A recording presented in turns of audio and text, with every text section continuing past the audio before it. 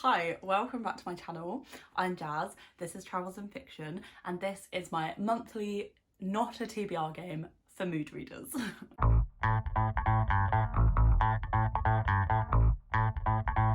So if you didn't see my first installment of this video, I will link it in a card, link it below, whatever, but I go through the rules in detail there, so I'm just going to overview them for if you're new. So basically, I'm a mood reader. This is not a TBR game. I am going to roll this dice. It will pick a number, say it picks the number 4. I then pick a prompt from the sheep, and I have to pick 4 books that fulfill that prompt. And it's a nice way for me to show you my bookshelves. Oh, I forgot to explain. This dice is a letter dice, and it will come into play just sporadically if I feel a prompt is really easy and a letter could make it interesting. We take it as it comes with that. 2 new things today. Number 1, there will be a dice angle. Look at this dice angle. My partner Ben has lovingly agreed for me to borrow their phone to film. So we've got a dice angle today, which is great news. Secondly, I have a few prompts to show you, a few new prompts that came in. So if you have any other prompts, please leave them below.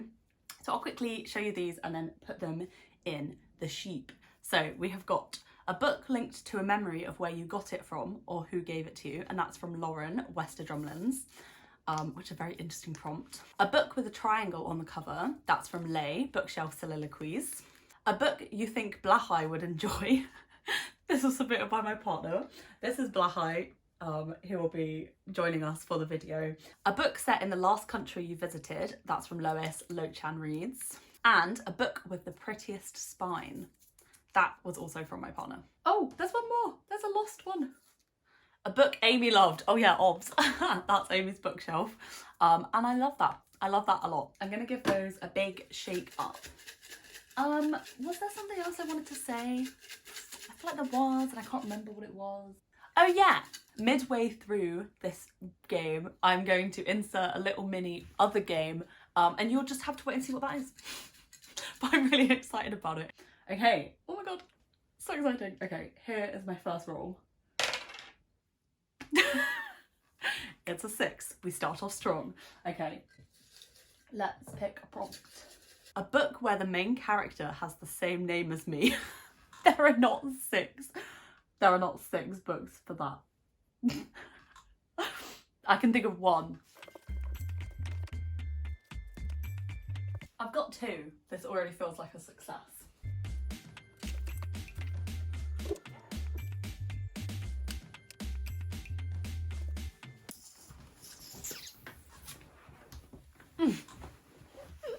Okay.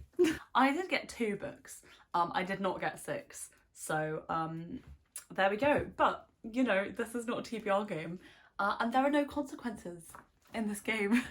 So it literally doesn't matter. The first one is A Land Without Jasmine by Wajdi Aldal. Really sorry if I mispronounced that name. This is a book that my old work published, the fiction imprint of my old work. And one day I found it on my desk. And I was like, okay, I will take it. It's by a Yemeni novelist, and it's kind of talking a bit about feminism, I think, but I'm not too sure. I don't know that much about it. I only own it because of that reason. I will get around to it, but I haven't got around to it yet. And the main character is called Jasmine. The second book I have is Midnight by Jacqueline Wilson. The main character is not called Jasmine, she is called Violet, but her best friend is called Jasmine, and that is why I loved this book so much as a kid. It's literally falling apart, which tells you everything. Let's move on and pretend that that number wasn't a 6. Yeah? Okay. We're going to roll the dice again and hope for not a 6 this time. It's just quite an intense number to start with.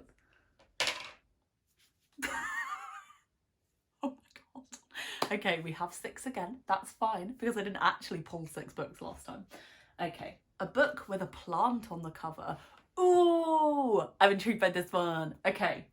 I'm going to take my tea because I think I actually might be able to find 6 for this one.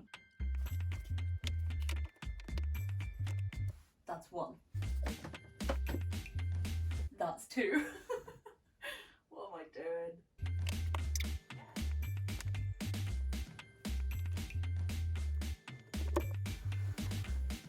success was had with this prompt. I had to go into the lounge to pick up a few. Right, these are all bar one on my TBR. Let me start with the book that I've actually read. Okay, the first book I picked was The Things We Don't See by Savannah Brown. Here are some interesting plants on the cover. This is a YA thriller I read, I enjoyed. I didn't absolutely love it, it didn't blow me away. I gave it 3.75 stars. How specific. Then all of the rest of these are on my TBR. The next one we've got is Tyler Johnson Was Here by J. Coles. There are lots of plants and flowers all around here. So this is a YA contemporary following two brothers who are twins. They go to this party, there's a police raid, and then the next day Tyler is missing, and we go from there. So I feel like this is going to deal with a lot of race issues within the US. Okay, then the next one we've got is an arc, and I didn't get to it in time and I'm annoyed at myself. It is Blue Running by Laurie Ann Stevens. So this is a YA thriller as well, but also kind of like post-apocalyptic. Here's a plant tangled up with some barbed wire.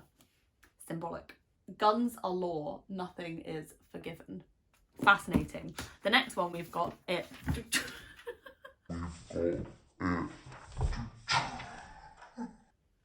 Through things everywhere. The next one we've got is Reputation by Lex Croucher.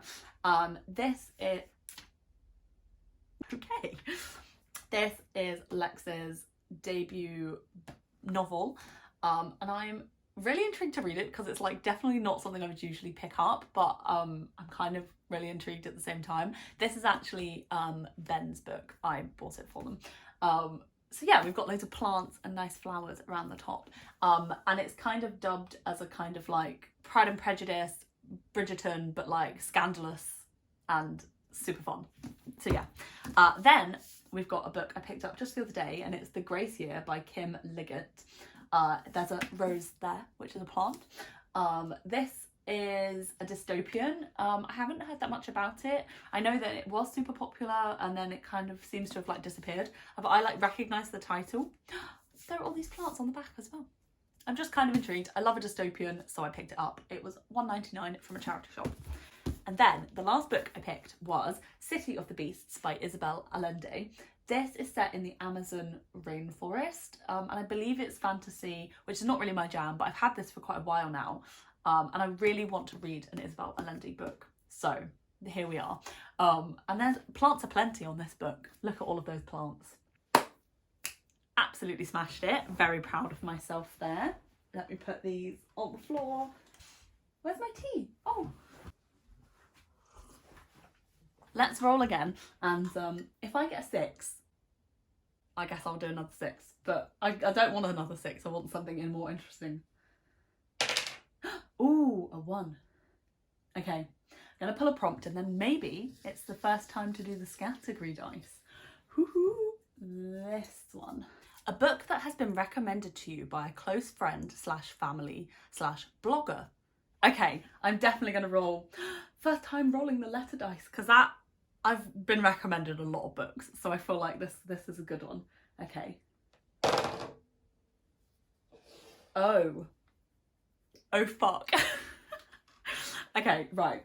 A book beginning with O that was recommended to me. Surely that is doable.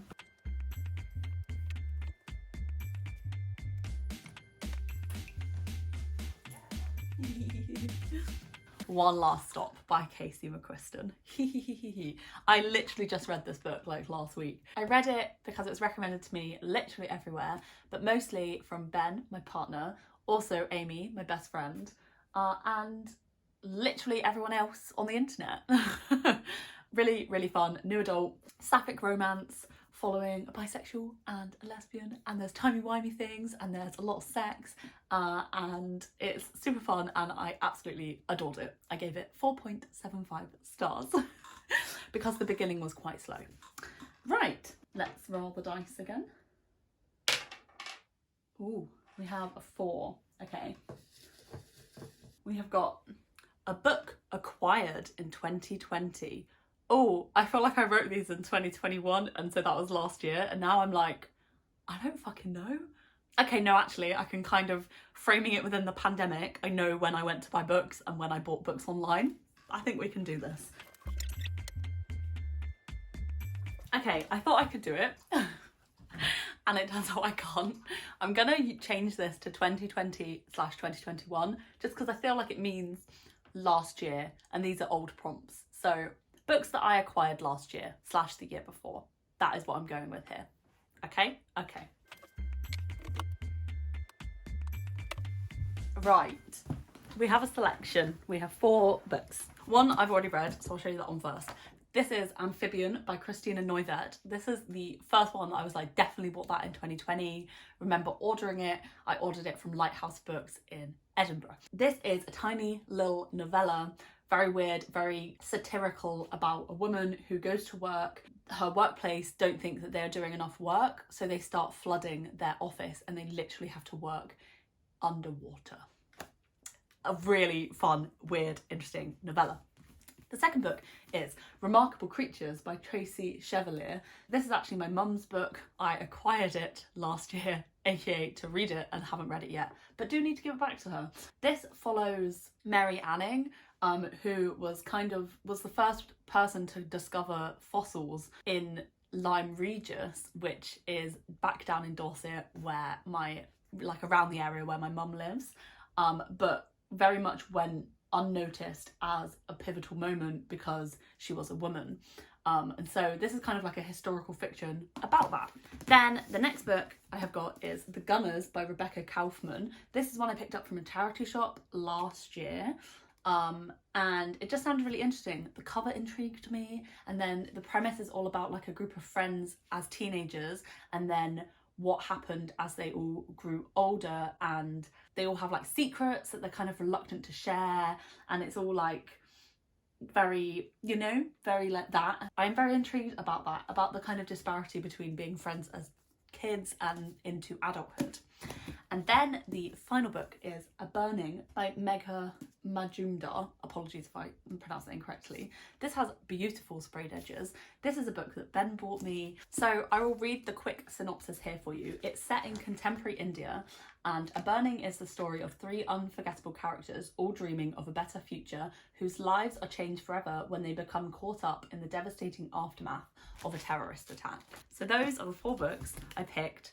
Oh my god, what even was the prompt? Oh, books I acquired last year / 2021. Right, we're pausing the prompts. Okay, so before I started filming this, me and Ben did the Wordle, and full credit for this idea goes to Books and Lala, who I saw did a like Wordle chooses what I read, and I was like, oh my god, that sounds so fun. I want to do that. And then I remembered I cannot read in that way. That's why I've set up this game. So I thought I will take inspiration and I will use the same concept, but once again, just not read the book. So we have got, where is it? I completely forgot what the Wordle was then. So I feel so weird. It feels illegal to share this with you, but you won't see this until after, obviously, this Wordle has gone. So it will tell you when I film this video though. I will put it on the screen here. The Wordle is Robin today. Interesting. I don't think I've got a book with like Robin in the title, but maybe there's like a Robin on the cover somewhere. That'll be really interesting. So I'm going to just go and find a book that I think relates to the word Robin, come back and tell you about it. That is this quick mini game concept within the overarching game. I'm going to go find a book with the word Robin.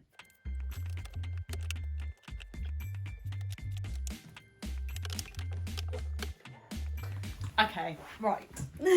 That took so long. Luckily, you won't have had to see how long that took me. I have picked 2 books for Robin. None of them are actually Robins. I'll go with my most tenuous one first, and that is How We Met by Huma Qureshi. On the table here, there are some pigeons. And that's a bird. There we go. Also, the chairs are red, and robins have red chests.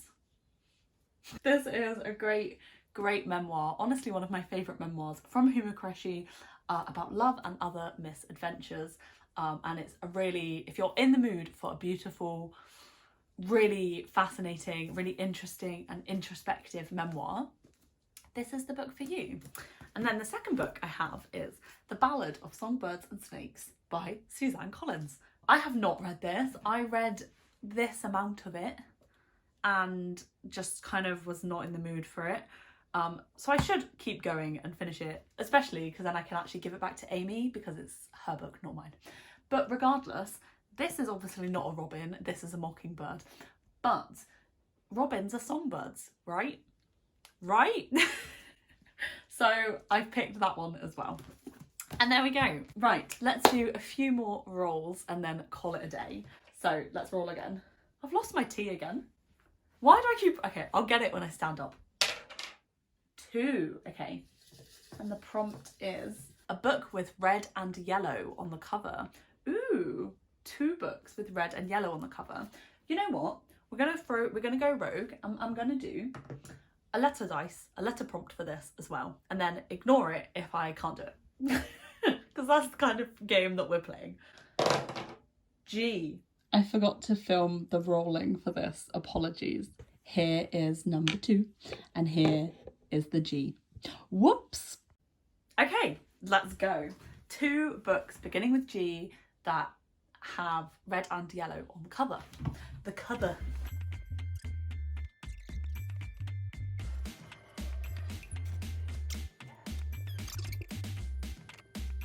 None of them have red and yellow. None.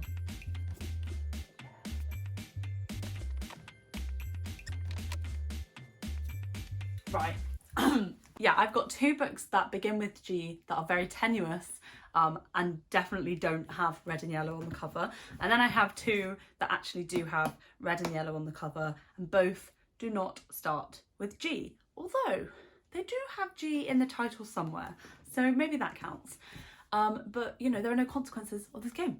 The first book I picked that has red on the cover and absolutely does not have yellow on the cover is Go Tell It on the Mountain by James Baldwin. This is one I read during uni and really, really enjoyed James Baldwin's writing, and would be really, really intrigued to read more James Baldwin books. Very much deals with sexuality, religion, being queer and black in 1930s Harlem. So that is Go Tell It on the Mountain. The second book I picked was Good Girl Bad Blood by Holly Jackson, which has red on the cover, and again, definitely doesn't have yellow on the cover.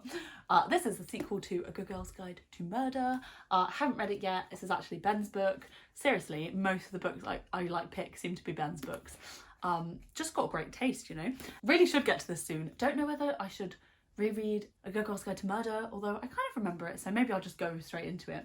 But yeah, really excited to get to this one. Then, 2 books that actually have yellow on the cover. That red and yellow on the cover. The first is talking is hard today. Journey Under the Midnight Sun by Kaigo Higashino. This one is set in Osaka in Japan in the 1970s, and we follow a detective that is like obsessed with this case, and then suddenly there's like some new information about the case and we kind of go from there. I really am liking crime and thrillers and stuff at the moment, so I'm really intrigued by this one. The next one I have got is Frying Plantain by Zalika Reed Benter. This one I feel is the most solid answer to having red and yellow on the cover. And this I have seen a lot on Bookstagram, not so much on BookTube, I would say, but a lot on Bookstagram. It's like a contemporary that follows a woman. Is it a woman or is it young adult? Okay. It follows Kara from girlhood to the freshhood of adulthood, from elementary school to high school graduation, in 12 interconnected stories. And it kind of follows her as she's kind of caught between her Canadian nationality and her desire to be a true Jamaican. So that sounds super interesting. I honestly did not know that this was stories, so that is really interesting. Me and Ben read short stories at night, which is quite nice, so I'm going to add this into the mix. Okay, I think I'm going to do one more and then call it a day for this month. Okay, here we go. 4. Okay, that makes sense considering I just accidentally picked 4 anyway. Okay, and the prompt, a book set in an Asian country. Okay. Let's go. And I've lost my tea again. It's still over there. I'm gonna go get my tea. I'll try and pick a different country so they're not all just from the same country.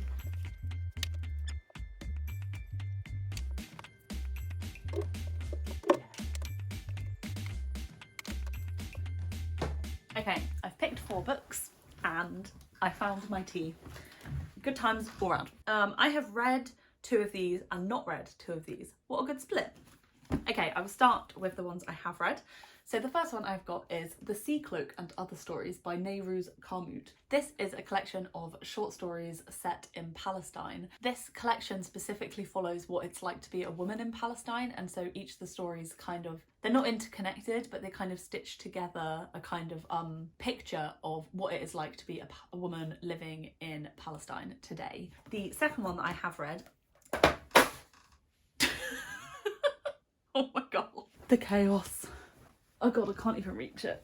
Okay, the second one I have read is The Housekeeper and the Professor by Yoko Ogawa. This is a 5-star read for me. I absolutely loved it, which is weird because it's full of maths. I really cared for the characters. It's a really just like tender, wholesome story about like connections, and I really loved it. So that's that one. That one is, sorry, set in Japan. Then we've got 2 books I have not read. The first one is The Pact We Made, and this is by Layla Alamar, and it's a young adult contemporary that follows Dahlia and her kind of like disparity between the 2 lives that she is leading. One where she's kind of like a young woman with like lots of friends, and the other, it says here, where she's an unmarried daughter living at home, struggling with a burgeoning anxiety disorder and a deeply buried secret. And this is, yeah, set in Kuwait, so Western Asia. And then the final book I have got is I'll put it that way around, Winter in Sokcho by Elisa Shua Dusapin. I kind of love that that's like a postcard. Really cool. I picked this up not that long ago, like a month ago. So it's set in Sokcho, a tourist town on the border of South and North Korea. And so this basically sounds like everything I wanted the disaster tourist to be, but wasn't. I was quite underwhelmed by this book. Even though it's very readable and I still think about it, it was still underwhelming as a concept. But this book sounds really interesting. We follow this French Korean woman who is working as a receptionist, and then one day this